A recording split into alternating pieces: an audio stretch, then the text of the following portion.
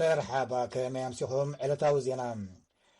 ኣብ ኢትዮጵያ ተፈጻሚ ዝኸውን ኣዋጅ ህጹጽ እዋን ሓደጋ ብቤት ምኽሪ ወከልቲ ህዝቢ ኢትዮጵያ ጸዲቑ ኣብዚ እዋን እዚ ኣብ ልዕሊ ህልውና ሃገር ዘንጸላልወ ሓደጋ በቲ ስሩዕ ስርዓት ምኽባር ሕጊ ንምምካት ሓደገኛ ኮይኑሎ ብዝብል ቤት ምኽሪ ሚኒስትራት ዘውፅኦ ህጹጽ ኣዋጅ ኣብ ፓርላማት ሃገር ብሓደ ድምፂ ተኣቅቦ ብዝበዝሐ ድምፂ ጸዲቑሎም እቲ ህጹጽ ኣዋጅ ካብ ቅድሚ ትማሊ ጀሚሩ ን6 ኣዋርሕ ተፈጻሚ ዝኸውን ኮይኑ ነቲ ኣዋጅ ዘፈጽም ብጠቕላሊ ሓለቓ ወታደራዊ ስታፍ ዝምራሕ ማእከላይ እዙ ቆይሙሎም በቲ ህጹጽ ኣዋጅ ዝውሰዱ ስጉምትታት ተባሂሎም ካብ መንጎ ዝተጠቐሱ ዕድሚኦም ንውትድርና ዝኣኸለን ብረት ዝዓጠቑን ዜጋታት ታዕሊም ክወስዱን ወታደራዊ ግዴታ ክቕበሉን ከምኡ ክገብሩ ዘይከኣሉ እንተኮይኖም ድማ ዕጥቆም ንመንግስቲ ክረክቡ ክእዝዝ ከም ዝኽእል ኣመልኪቱሎም ከምኡ እውን ምስ ኣሸበርቲ ብምትሕብባር ዝተጠርጠረ ዝኾነ ሰብ ብዘይ ናይ ቤት ፍርዲ ትእዛዝ ኣብ ትሕቲ ቁፅፅር ክውዕል ከም ዝኽእል እቲ ህጹጽ ኣዋጅ ኣመልኪቱሎም ምስኡ ብዝተሓሓዝ 7 ኣባላት ዘለዎ ቦርድ ምክትታል ኣፈጻጽማ እቲ ህጹጽ ኣዋጅ ቆይሙ ብምሉእ ድምፂ ጸዲቑ ቃለ መሕላ ፈጺሞም ኣለዉ ከም ጸብጻብ ወኪላትና ካብ ኣዲስ ኣበባ ፍሉይ ልኡኽ ኣሜሪካ ንቀርኒ ኣፍሪካ ጀፍሪ ፊልትማን ሎሚ ናብ ኢትዮጵያ ይገይሽ ከም ዘሎ ሚኒስትሪ ወጻኢ ኣሜሪካ ኣፍሊጡ እዚ ዝኸውን ዘሎ ዕጡቓት ተቃወምቲ ናብታ ርእሰ ከተማ ንግስግስ ኣለና ኣብ ዝብሉሉን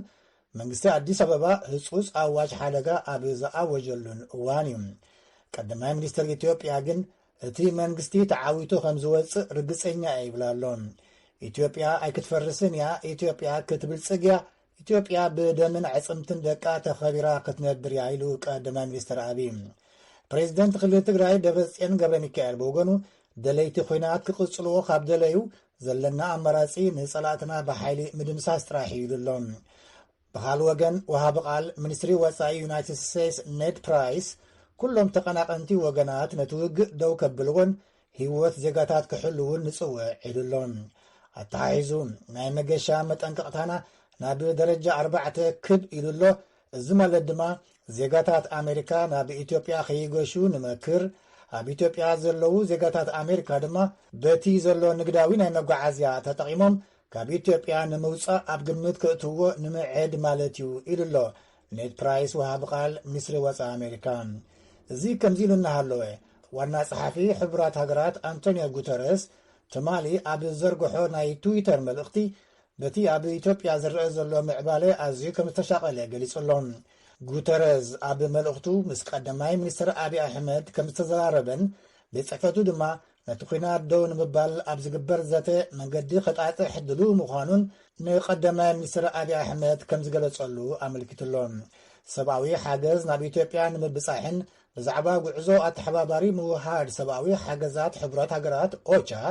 ምስቲ ቀዳማይ ሚኒስትር ከም ተዛረቡን ጉተረስ ኣብ መልእኽቲ ትዊተር ወሲኹ ጠቂሱሎም ኣብ ገለ ከተማታት ክልል ኦሮሚያ ኣገልግሎት ዳታ ኢንተርኔት ካብ ዝሓለፈ ሰንበት ጀሚሩ ምቁራጹ ገለ ነበርቲ ንቪኦኤ ሓቢሮም ኣብ ኣምቦ ዝርከብ ሪፖርተርና እቲ ኣገልግሎት ኣብታ ዘለዋ ከተማ ምቁራጹ ብምጥቃስ ናይ ስልክን ብሮድባንድ ኢንተርኔትን ኣገልግሎታት ግን ይሰርሕ ምህላው ኣረጋጊጹሎም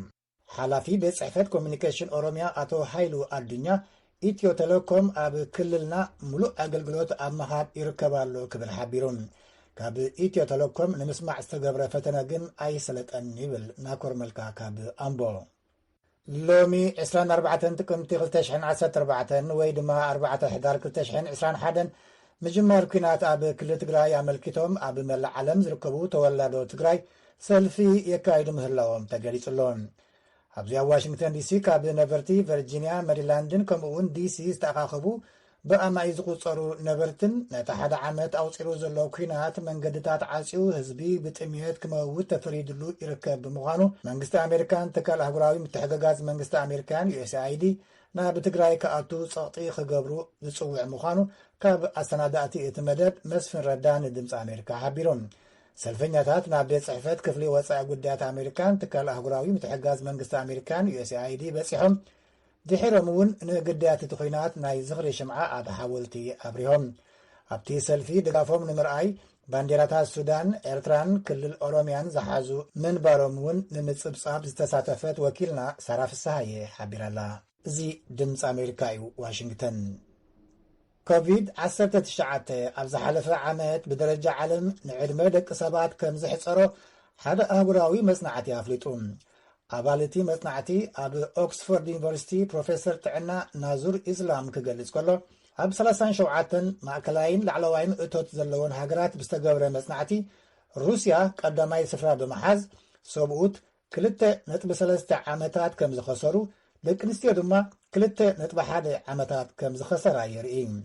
ብምጉዳል ዕድመ ካልአይቲ ዝወፀት ኣሜሪካ ድማ ሰብኡት 2.2 ደቂ ኣንስትዮ ድማ 1.6 ዓመት ከሲረን ይብል ከም ኣብ ዴንማርክ ኣይስላንድ ኒውዚላንድ ኖርዌይ ደቡብ ኮርያ ታይዋን ዝበላ ሃገራት ግን ዕድመ ደቂ ሰባት ከም ዝነውሐ ወይ ኣብ ዝነበሮ ከም ዘሎ ዘርእዩ ይብሉ እቶም ነቲ መጽናዕቲ ዘካየዱ ምሁራት ለበዳ ኮሮና ቫይረስ ኣብ 2019 ኣብ ቻይና ካብ ዝተራእየሉ ንዳሓር ክሳብ ሎሚ ልዕሊ 5 ሚልዮን ሰባት ከም ዘጥፍአ ይንገር ኣብ ዙርያ ዓለም ብኻል ወገን ብሪጣንያ ነቲ ፈላማይ ዝበሃል ዘሎ መከላኸሊ ኮቪድ ዝኾነ ኪኒና ኣብ ጠቕሚ ንኽውዕል ብግዝያውነት ኣጽዲቓቶላ እቲ ብናይ ዩናይትድ ስቴትስ ፋብሪካታት መድሃኒት ብሓባር ዝተሰርሐ ሞልኑቪራቪር ዝተባሃለ ኪኒና ብኮቪድ ንዝሓመሙ ሰባት ካብ ሞት ብፍርቂ ክንክየሎም ከም ዝኽእል ተኣሚኑሎም ብሪጣንያ መዓስ ነቲ ኪኒና ኣብ ጠቕሚ ከም እተውዕሎ ዛጊድ ኣይነፀረን ናይ ዩናይትድ ስቴትስ ምምሕዳር መግብን መድሃኒትን ሓደ ኮሚቴ ክኢላታት ንውሕስነትን ኣድማዕነትን እቲ ኪኒና ይምርምሮ ከም ዘሎ ኣፍሊጡሎ ሃገራት ሕብረት ኤውሮጳ እውን ነቲ መድሃኒት ኮቪድ ተባሂሉ ዘሎ ኪኒና ከም ዝግምግምኦ ኣፍሊጠን ኣለዋ ሓፈሻዊ ዜና እዚ ፍጸም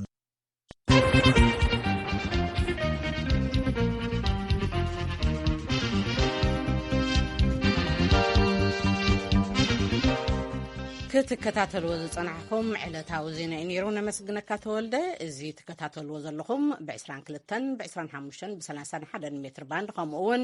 ሬድዮ ብቴሌቪዥን ከዓ ኣብ ኢትዮሳት ፌስቡክን ከምኡውን ዩቲዩብን ዘመሓላለፍ ዘሎ እዩ ናብቲ ፈላማይ ጸብጻብና ክንሰግር ከለና ማሕበራዊ ሚድያ ፌስቡክ ወይ ከዓ ብሓድሽ መጸውዒ ሽሙ ሜታ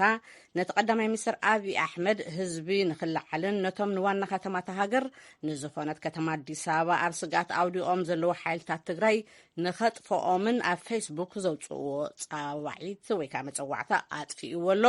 ዝርዝሩ በትረ ስልጣን ከቕርቦ እዩ መራሒ ኢትዮጵያ ቀዳማይ ሚኒስትር ኣብይ ኣሕመድ ሰንበት ዝለጠፍዎ ጻውዒት ንመምርሕታት ፌስቡክ ዝጠሓሰን ምልዕዓልን ህውከትን ዘበግስ እዩ ትብል ኣፈኛ ፌስቡክን ናይ ሎሚ ሽሙ ሜታን ኢምሊ ከይን ጻውዒት ቀዳማይ ሚኒስትር ኣብይ ኣሕመድ ቅድሚ ትማል ሶሉስ ካብ ፌስቡክ ሜታ ጠፊኡ ኣሎ ቀዳማይ ሚኒስትር ኣብይ ኣሕመድ ኣብቲ ኣብ ፌስቡክ ዝወፀን ዝጠፍአን ጽሑፎም ስለ ኢትዮጵያ ኢልካ ምሟት ናይ ኩላትና ግዴታ እዩ ኩሉ ዓይነት ኣጽዋርን ዓቕምን ምጥቃም ኣገዳሲ እዩ ዝብል ኣስፊሮምሉ ነይሮም ኣብ ፌስቡክ ጽሑፍ ምውፅኦም ቀጺሎም ኣለዉ 3.5 ሚልዮን ሰዓብ ኣለዎም እቶም ቀዳማይ ሚኒስትር ዝሓለፈ ሓምለ ንሓይልታት ትግራይ ካንሰርን ፀሃያይን ኢሎም ድሕሪ ምግላጾም ዩናይትድ ስቴትስን ካልኦትን መሰይጠኒ ዘረባታት ንኸይተቃልሕ ንኢትዮጵያ ኣጠንቂቖማ እዮም ፌስቡክ ሓሓሊፉ ዘጋጥም ዋላ እውን እንተኾነ ቅድሚ ሎሚ ንጽሑፋት ገለ መራሕቲ እውን ኣጥፊኡ እዩ ንኣብነት ጽሑፍ ፕረዚደንት ኣሜሪካ ዝነበሩ ዶናልድ ትራምፕ ዓሚ ናብ ርጽም ኣብ ኣዳራሽ ፓርላማ ዩናይትድ ስቴትስ ወይ ከዓ ካፒታል ሂል ዘምርሐን ውፂት መረጻ ተደናጊሩ ዝብል ናይ ሓሶት ጽሑፎም ካብ ፌስቡክ ከም ዝጠፍአ ይዝከር ፌስቡክ ንጽሑፍ ተሸላሚ ኖቤል ሰላም ዝነበሩ ቀዳማይ ሚኒስትር ኣብይ ኣሕመድ ብኸመይ ኣገባብ ክፈልጦ ከም ዝኸኣለ እቲ ኣፈኛ እቲ ኩባንያ ተወሳኺ ሓበሬታ ኣይሃበትን ሓይልታት ትግራይ ኣብዚ ሳልስቲ ንቁልፊ ከተማታት ከም ዝተቆጻጸሩን ነቲ ናብ ኣዲስ ኣበባ ዘምርሕ ዋና ጎደና ከም ዝኣተውዎን ተፈሊጡሎ ዝተሰናበደ ምምሕዳር ቀዳማይ ሚኒስትር ኣብይ ኣብዚ ሰሙን እዚ ሃገር ለኸ ኣዋጅ ህጹጽ ግዜ ተግቢሩ ኣብ ልዕሊ ማእከላት ቤት ማእሰርትን መመልመሊ ሰራዊትን ንዝነበረ ስልጣን ኣብ ትሕቲ ቁጽጽሩ ኣትይዎ ኣሎ ቀዳማይ ሚኒስትር ትማል ረቡዕ ንሶምን ካልኦት ሰበስልጣንን መበል ሓደ ዓመት ምውላዕ ኩናት ኣብ ዝዘከሩሉ እዋን ንሓይልታት ትግራይ ንቕበሮም ክብሉ ደጋጊሞም ጸዊዖም እዮም እዚ ከምዚ ኢሉ ከሎ ማሕበራዊ ሚድያታት ብዝለዓለ ኣካላት ኣብ ዝወፁ ጽሑፋት ንተጋሩ ዒላማ ዝገብሩን ናብ ማእከላት መዳጎኒ ይእተዉ ከም ዝብሉን ኣሶሲየትድ ፕረስ ገሊጹ። ኮሚሽነር ኮሚሽን ሰብኣዊ መሰላት ሕቡራት ሃገራት ብወገነን ኣብ ዝሃብኦ መግለጺ ኣሽሓት ተጋሩ ኣብ ዝቐረበ ኣዋርሒ ከም ዝተኣሰሩ ሪፖርታት በፂሑኒ ኣሎ ኢለን። ካብ መርሕነት ፌስቡክ ዝነበረት ፍራንሴስ ሁይጅን ብወገና ማሕበራዊ ሚድያ ኣብ ልዕሊ ህዝቢ ኣዕናዊ ጽልዋ ካብ ዘለዎን ክትጥቀስ ትኽእል ሃገር ኢትዮጵያ ሓንቲ ምዃና ተዛሪበን። እቲ ናተይ ፍርሒ ይብላ ንሰን ስጉምቲ ክሳብ ዘይተወስደ እቶም ንዕዘቦም ዘለና ከፋፋልን ጽንፈኛን ባህርያት መጀመሪኦም ምዃኑ እዩ። ኣብ ማይንማር ዝተዓዘብናዮ ኣብ ኢትዮጵያ እውን ይድገመሎ። እቲ ይምዕብል ዘሎ ታሪኽ ፈላማይ ምዕራፍ ምስ ምዃኑ መወዳእትኡ ክሪኦ ዝምነት ሰብ ዘሎ ኣይመስለንን በላ ኣብ ቅድሚ ሰነት ዩናይትድ ስቴትስ ቀሪበን ኣብ ዝሃብኦ ምስክርነት። ቅድም ኢልና ዝጠቐስናዮ ኣፈኛ ፌስቡክ ናይ ሎሚ መጸዊዑ ሜታ ኣብ ኢትዮጵያ ነቲ ገጹ ንዝጥቀሙ ሰባት ዝከታተልሉ ሰራሕተኛታት ኣለዉ እንተኾይኖም ኣይጠቐሰትን። እንተኾነ እቲ ኩባንያ ብሶማልኛ፣ ኣምሓርኛ፣ ኦሮምኛን ትግርኛን ንዝጸሓፉ ናይ ምክትታል ዓቕሚ ኣለኒ ባህላይ እዩ። ኣብ ዲጂታዊ መሰላት ትነጥፍን ናይሮቢ ዝመደብራን ብርሃንታየ ብወገና ዝሓለፈ ቐነ ንትካል ዜና ኣሶሲየትድ ፕረስ ከም ዝጠቐሰቶ ብትግርኛ ንዝቐርቡ ጽሑፋት ዘተኣናግደሉ ኣገባብ የብሉን ከም ዝበለት ተገሊጹሎ። ብርሃን ኣብ ርእቶኣ ኣብ ፌስቡክ እንተጽሒፍካ ግብረ መልሲ ናይ ምርካብ ዕድልካ ዝጸበበ እዩ። ካብቲ ዝበጻሕናዮ መደምደምታን ዝረኸብናዮ መልስን ውሽጣዊ ኣሰራርሑኦም ውሱን ምዃን እዩ ዝሕብር ኢላ ነይራ።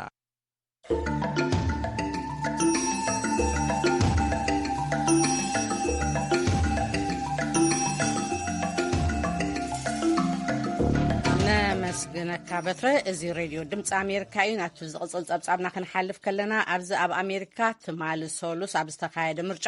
ሪፓብሊካውያን ተዓዊቶም ኣለዉ። ብመሰረት ጸብጻብ ሪፖርተርና ካሮሊን ፕሬስት ገለ ዲሞክራት ኣብ ቨርጂንያ ምስዓሮም ዝቕፅል ዓመት ብምሉኡ መናብር ኣብያተ ምክሪ ወከልቲ ህዝቢ ኣሜሪካን ከምኡውን ሲሶ መናብር ሴነትን ናብ ውድድር ኣብ ዝቐርበሉ ናይ ማእኸላይ ግዜ ምርጫ እዚ ነቲ ፓርቲ ናይ መጠንቀቕታ ምልክት እዩ ኢላላ። ገብረ መድህን ሒዝዎ ኣሎ። ዴሞክራት ክልተ ሃንደበታዊ ዘየድልዩ ስዕረት ገጢምዎም ሪፓብሊካውያን ኣብ ቨርጂንያ ኣብ ዝተኻየደ ናይ ኣመሓዳርነት ምርጫ ተዓዊቶም ኣለዉ። ህዝባዊ ሽመት ሒዞም ዘይፈልጡ ሕፁይ ግለን ዮንጊን ተዓዊቶም ኣለዉ።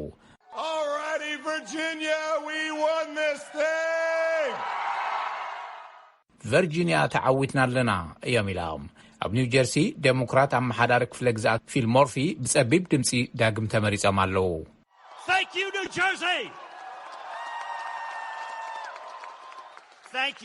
ኣመስግን ኒው ጀርሲ ንካልእ 4 ዓመት እምነት ስለ ዝሃብኩምና ነመስግነኩም እዮም ኢሎም። ኣብ ቨርጂንያ ንኣመሓዳሪነት ክፍለ ግዝኣት ዝተወዳደሩ ሕፁይ ተሪ ሙካሊፍ ንተናሓናሐኦም ዮንግክን ምስ ፕሬዚዳንት ነበር ዶናልድ ትራምፕ ከራኽብዎም ፈቲኖም። ኣብታ ዴሞክራት ጆ ባይደን ኣብ ፕሬዚዳንታዊ ውድድር ብ10 ነጥቢ ዝሰዓሩላ ክፍለ ግዝኣት ቨርጂንያ ንዝርከቡ መረፅቲ ንምስሓብ ተስፋ ገይሮም ነይሮም። ሪፓብሊካውያን ብወገኖም ግብሪ ትምህርትን ገበንን ኣብ ዝኣመሰሉ ዛዕባታት ኣድሂቦም። ኣብ ዩኒቨርሲቲ ጆርጅ ሜሰን ዝምህር ማርክ ሮዘር ብስካይፕ ኣብ ዝሃቦ ርእቶ ናይ ቨርጂንያ ውፅኢት ምርጫ ንዴሞክራት ምልክት መጠንቀቕታ እዩ ይብል። ኣብዚ ሕዚ እዋን ዘሎ ግንዛቤ ህዝቢ ንዋሽንግተን ዝተቆጻጸሩ ዴሞክራት ክንፍጽሞ ኢና ዝበልዎም ነገራት ክፍጽሙ ከም ዘይኽእሉ እዩ። ናይ ዴሞክራት ምልክት ይጉዳይ እዩ ዘሎ እዩ ኢሉ። ብፍላይ ድማ ናይ ኣሜሪካ ማሕበራዊ ውሕስነትን ምክልኻል ለውጢ ኩነታት ኣየርን ብ$1.75 ትሪልዮን ንምስፋሕ ፕሬዚዳንት ባይደን ቢውልድ ባክ በረር ኣክት ብዝብል ዝፍለጥ ዝሓዝዎ ትልሚ እዩ። ባይደን ብዛዕባ እቲ ናይ ሶልስ ምርጫ ከምዚ ኢሎም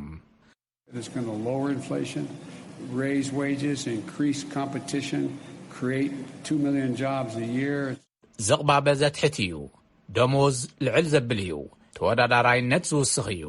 ኣብ ዓመት 2 ሚልዮን ስራሕ ዝፈጥር እዩ እዮም ኢሎም። ኣብ ኮንግረስ ገስጋሳይ መርግጽ ዘለዎምን ለዘብተኛን ዴሞክራት ኣብ ብዙሓት ዓንቅጻት ናይቲ ደንቢ ክሰማምዑ ብዘይምኽኣሎም እቲ ናይ ወፃኢ ሕጊ ደው ኢሉ ይርከብ። ሪፓብሊካውያን እቲ ናይ ሶሉስ ውፅኢት ኣሜሪካውያን ኣንጻር እቲ ትልሚ ይዕምፁ ከም ዘለው ከም መርትዖ ይጥቀምሉ ኣለው።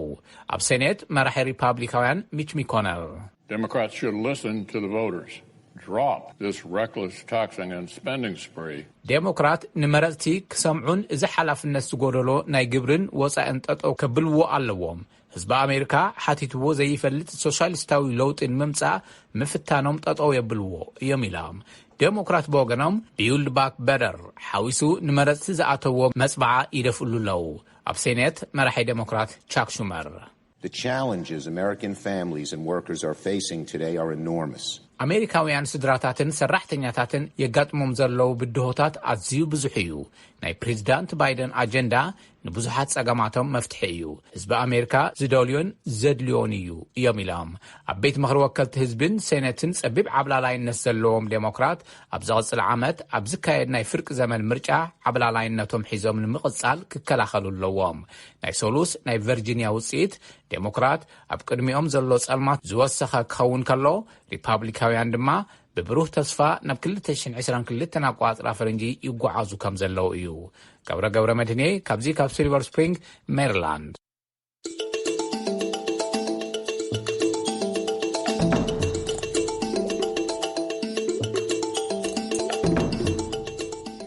ነመስግነካ ገብረ። እዚ ተከታተልዎ ዘለኹም ካብዚ ካብ ዋሽንግተን ዲሲ ዝፍኖ ዘሎ ሬድዮ ድምፂ ኣሜሪካ እዩ። ሓቢረኩም ዘለኹ ኣምኒ ኣፈወርቄ። ናብ ስሩዕ መደብና መንእሰያት እምበኣር ክንሓልፍ ኢና።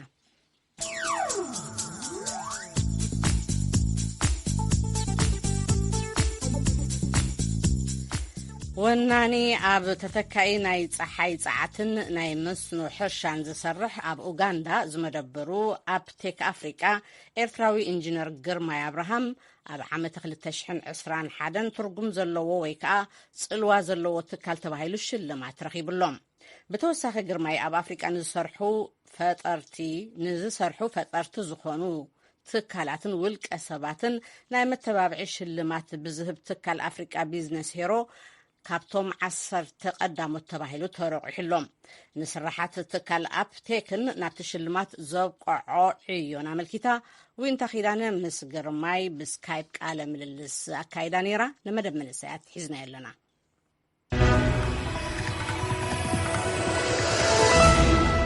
ሰላም ዝኸበርኩም ተከታተልትና ናይ ሎሚ ጋሻና ኣብዚ ዓመት እዚ ቢዝነስ ሄሮ ተባሂሎም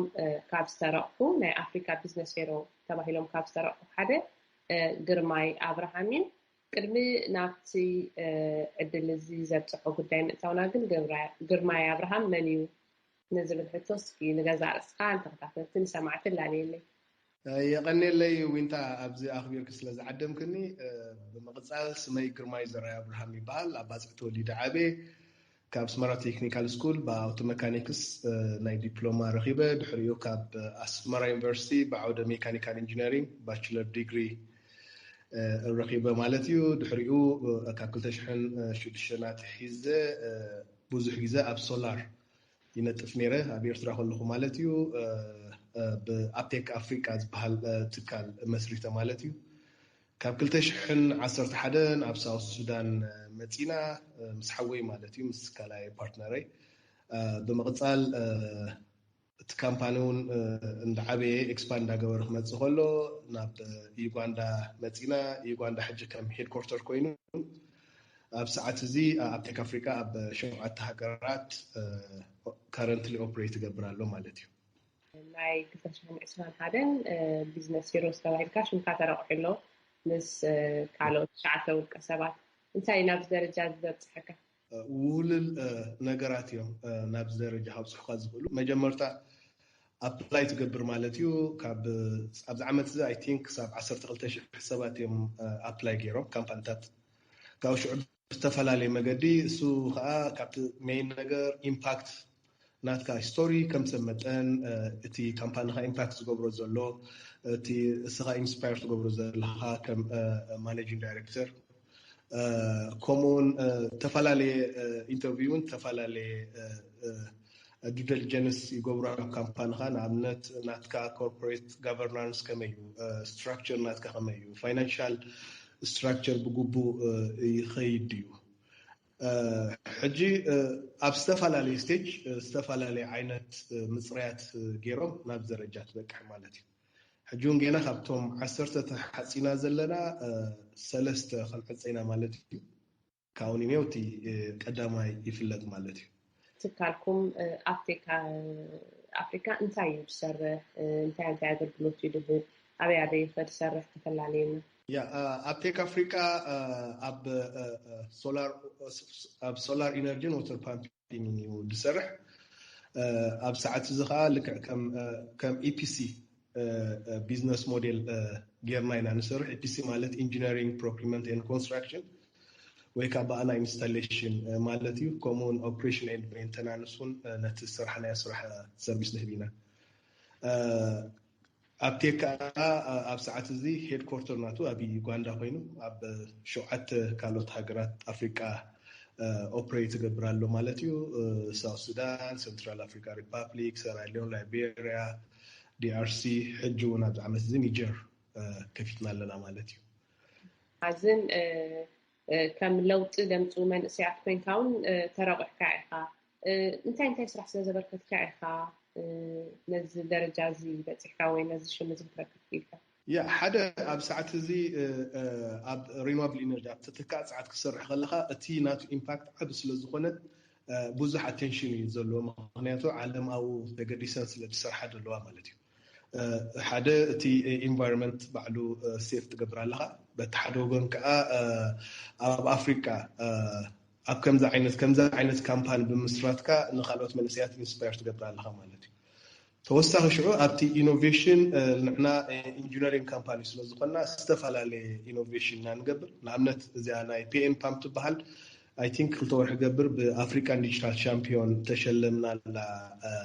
ስራሓት ሶሉሽን ማለት እዩ ካምፓኒ ንሰማዕቲ ምናልባት ንፅር ትኸውን ተሸለምኩምላ ካምፓኒ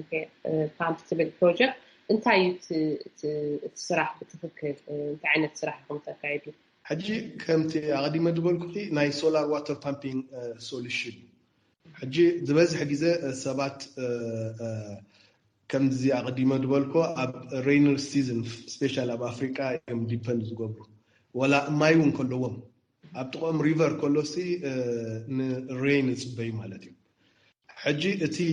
ፀገም ከዓ ዋተር ፓምፕ ኣምፂኦም ኢሪጌሽን ከይገብሩ እቲ ዋተር ፓምፕ መግዚኢ ዓቕሚ ይውህዶም ማለት እዩ ሓደ ብዲዝል ወይ ከዓ ብፔትሮል ዝኸይድ ክስታይ እንተኮይኑ እቲ ፖሉሽን ኣሎ ወላ እውን እቲ ባዕሉ ትራኒንግ ኮስት ኤክስፔንሲቭ ሕጂ እቲ ሶላር ዋተር ፓምፒንግ ከይገብሩ ከዓ ከምቲ ዝበልኩ ኢኒሻል ኮስት ክቡር ስለ ዝኾነ ከይፈተው ኣብ ሬይን ተመርኪሶ ከዱ ማለት እዩ ሕጂ ንዕና እንታይ ና ሶሉሽን ጌርና እቲ ዲጂታል ኢኖቬቲቭ ሶሉሽን እዩ ዝተፈላለየ ፓርት ዋተር ፓምፕ ሶላር ናህና ፑሽ ካርት ዝበሃል ሲስተም ሰሪሕና ሞስሊ ንዕና እቲ ሶፍትዌር ኢና ምሂዝና ማለት እዩ እንታይ ኢና ንገብር እቲ ማይ ፓምፕ እንዳገበረ ከሎ ንዕና ኣብ ኦፊስ ኮይና ንዕቁኖ ማለት እዩ ሕጂ እታ ተጠቀሙላ ግዜ ፎር ኤግዛምፕል ሎም መዓልቲ ሬይን ውዒሉ ተዘይተጠቂሞምላ ኣይከፍሉን እዮም ማለት እዩ ናይታ ተጠቀሙላ ማይ እዮም ዝከፍሉ ሕጂ እዚኣ ተሓስረሎም ማለት እዩ ብቐሊሉ ነብሲ ወከፍ ሰብ ክውንና ይኽእል ነዚኣ ሲስተም ማለት እዩ ብከምዚ ከዓ ናታ ኢምፓክት እንዳዓበየ ኣብቲ መጀመርታ እኮ ከምዚ ጊቭ ባክ ቱ ኮሚኒቲ ኢልና ኢና ክስታይ ጌርናያ ኣባጋግሳ እውን ኣለዋ ሂስቶሪ ኣለዋ ናታ ቅድሚ ሕጁን ጠቂሰ ያፈልጥ ኣብ ካልእ ኣጋጣሚ ኣብ ሓደ ቦታ ሳይት ኣሰስመንት ክንገብር ምስከድና በቲ ጥቑ ሓደ ሓረስታይ ሪቨር እንዳሓለፈ ከሎ ናቱ ሕርሻ ከዓ ነቂፁ ነይሩ ሕጂ ይሓትዋ ስለምንታይ ዳዚ ነቂፁ ኣይ ሬይን ሕማቕ ነይሩ እዚ ሲዝን እዚ ሪቨር ሓልፍ እንዲ ደሎ ነው እዚ ካባና ርሕቕ ኢሉ ስለ ዘሎ ፓምፕ ክትገብሮ ኣይትኽእልን ኢኻ ኖ ትገብሮ ትኽእል ኢኻ ብከምዚ ኣገባብ እሞ ከምዚ ክቡር እዩ ንዓና ኣፎርድ ክንገብሮ ኣይንኽእል ኢና ኢለና ካብዚኣ እታ ትብገስታ ሓሳብ ዋት ካን ዊ ዱ ነቲ ኮሚኒቲ ንምሕጋዝ እንታይ ክንገብር ክንክእል ኣለና ኢልና ኣብ ሓሳብ እቲና ማለት እዩ ሕጂ እዚ ኣይድያ እዚ ኦልሞስት 3 years ወሲድና ማለት እዩ ኣብ ከምዚ ሶሉሽን ፋይናል ክንበፅሕ ሕጂ ኣብቲ መጀመርታ ከምቲ ዝበልኩ ኮሚኒቲ ንምሕጋዝ ነይሩ ድሓር ግን ኣብ ዝተፈላለዩ ኣጋጣሚ ፕሬዚደንት ክንገብር ምስ ጀመርና ወላ ናይ ብዙሕ ኢንቨስተራት ናይ ብዙሕ ኣቴንሽን ክስሕብ ጀሚራ ሕጂ እኳ ከም ሓንቲ ሜይን ቢዝነስ ሞዴል ተጠቂምና ኢና ንኸይድ ዘለና ማለት እዩ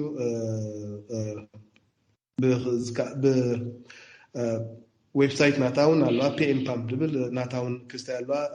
ዝተገደሰ ሰብ ከምብባ ይኽእል ማለት እዩ ሕጂ ኣብ ጽቡቕ ፓይሎት ወዲእና ኣብ ዝተፈላለዩ ኩርናዓት ናይ ዩጋንዳ ቦታ ኢንስቶል ጌርና ውፅኢታዊት ኮይና ተረኺባ ብብዙሑን ምትብባዕ ረኺብና ብዩኤንሲዲኤፍ ዝበሃል ኣሎ ብኡን ሓገዝ ረኺብና ብኢኖቬቲ ከይዱ በሃሉን ሓገዝ ረኺብና ብዝተፈላለየ ሕጂ እውን እቲ ሓገዝ ጥራይ ደይኮነ ኢንቨስተራት ስኬል ኣፕ ክንገብራሲ እታ ክንገብር ንኽእል ኢልና ንዘራረብ ኣለና ማለት እዩ ካልኦት ድሌት ዘለዎም ወይ እውን ኣብ ከምዚ ዓይነት ንጥፈታት ተካይዱ ናብ ኣፍ ሃገሮም ኣብ ጎረባብቲ ሃገሮም ኣብ ኣህጉሮም ንክሰርሑ እንታይ ዓይነት ምክሪ ትህብ መጀመርያ ኣፍሪካ ኢዝ ዘ ፊቸር ወላ ኣብዚ ናይ ኣፍሪካን ቢዝነስ ሂሮ ናቶም ሞቶ እንታይ እዮም ድብሎ ኢስ ኣፍሪካን ታይም እዮም ድብሉ ማለት እዩ ምክንያቱ እቲ ማኒፋክቸሪንግ ናብ ኣፍሪካ ሙቭ እንዳገበረ ዝኸይድ ዘሎ ኣፍሪካ ዘይተዳሃሰሰ ገና ዓብይ ናይ ቢዝነስ ዕድል ዘለዎ ኣህጉር እዩ ሕጂ ኦፍኮርስ ኩሉ ስሙዝ ኣይኮነን ተፈላለየ ፀገማት እዩ ዘሎ ምፀገማት ከዓ ኦፖርቹኒቲ ኣሎ ምክንያቱ ዝበዝሕ ፀገም ክህሉ ከሎ ከዓ ለስ ኮምፒቲሽን ስለ ዘሎ ብዓይኒ ቢዝነስ ክትሪኦ ከለካ ማለት እዩ ሕጂ ኣነ ንብዙሓት ሰባት ባዕለይ ዘተባብዕ ናብ ዝክመፁ ቁሩብ ግን ኣነ ዝበዝሕ ግዜ ዝዛረበላ ኣፍሪካ መፂኻ ማለት ብሓፂር ግዜ ክትዕወት ማለት ኣይኮነን ብዙሕ ሰብ እዚኣ ዓይነት ሓንጎል ኣላቶ ሕጂ ክትመፅእ ከለካ ኢንቨስት ክትገብር ከለካ ኣፍሪካን ከም ካልኦት ሃገራት ወሲድካ ከም ካልኦት ኣህጉር ወሲድካ ሎንግ ተርም ኢንቨስትመንት ፕላን ክትገብር ኣለካ ብዙሕ ግዜ ኣብ ሰዓት እዚ መንእሰያትና ደጋገይዎ ደለው ብዙሕ ግዜ እውን ዝዛረበሉ ኣብ ሓፂር ግዜ ሳክሰስፉል ምዃን ምድላይ ገንዘብ ምርካብ ማለት ሕጂ መፅኦም ተፈላለየ ሓንሳብ ዝኾነ ሽግር ከጋጥሞም ከሎ ጊቭ ኣፕ ገብሩ ቀልጢፎም ምክንያቱ ትድሓስቦ ስለደይ ኮነሎም ማለት እዩ ሕጂ እቲ ኣብ ኣፍሪካ ወላት ኦፖርቹኒቲ ዓብ ከሎ ግን ነዊሕ ፕላን ሎንግ ተርም ፕላን ሒዝካ ክትመፅእ ክትክእል ኣለካ እምበር ኣፍሪካ ምዃ ማንን ሰብ ክመፅእ ዘሎ ኣፍሪካዊ ጥራይ ደይኮነሲ ሕጂ እውን ኣብ ሰዓት እዚ ትሪኦም ብዙሓት ኢንቨስተራት እዮም ኣብ ኣፍሪካ ኢንቨስት ዝገብሩ ዘሎ ቅድሚ ሕጂ ኣብ ማይኒንግ ገለ ጥራይ ዝነበሩ ዋላ ሕጂ ኣብዚ ናህና ኣብዚ ናይ ሬኒዋብል ኢነርጂ ተን ዝበዝሓ ዓበይቲ ካምፓኒታት ናይ ዌስት ካምፓኒ ሕጂ ብዙሕ ኦፖርቹኒቲ ክመፁ ኣለዎም ኣብዚ ክስታይ ክፍትሽዎ ክእልዎም ክድህስስዎ ክእልዎም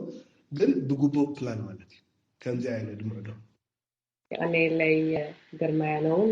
ፅቡቅ ዕድል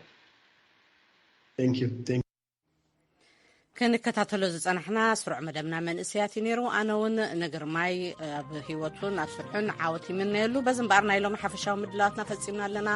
ጽባሕ ዓርቢ ኣብ ዝመሓላለፍ መደባትና ክሳብ ንረክበኩም ምኒ ኣፈወርቂ ሓቢረኩም ዘምስኹ ምስ ኩሎም መሳርሕተይ ካብዚ ካብ ዋሽንግተን ዲሲ ሰላም ለይቲ ድሓን ሕደሩ